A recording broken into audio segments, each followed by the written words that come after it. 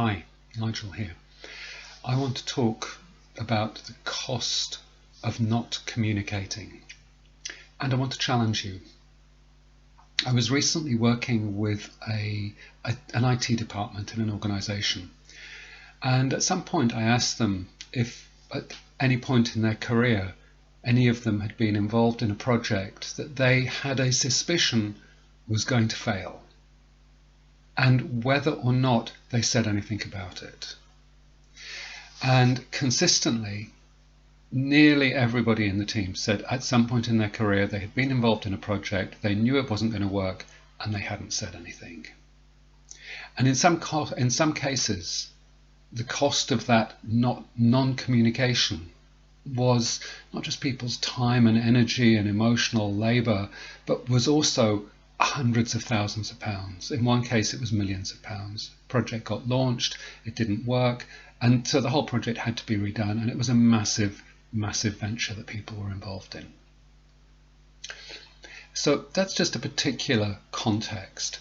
To make it more specific, one of the things I'm interested in is how do we go from conflict to clarity? How do we get clearer? How do we make better decisions? How do our businesses, our organizations operate at a high performance level? And the place that most of us end up making decisions is in meetings.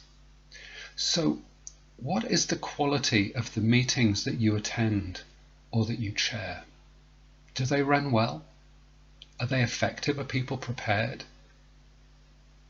If the answer is no, what have you done to address that issue? What have you done to change that? If you attend a meeting, if you're reasonably senior and you attend a meeting that somebody else is running and it's not going well, and it hasn't gone well for some time, have you spoken to the person who is responsible for running that meeting? And have you thought about how you might speak to them?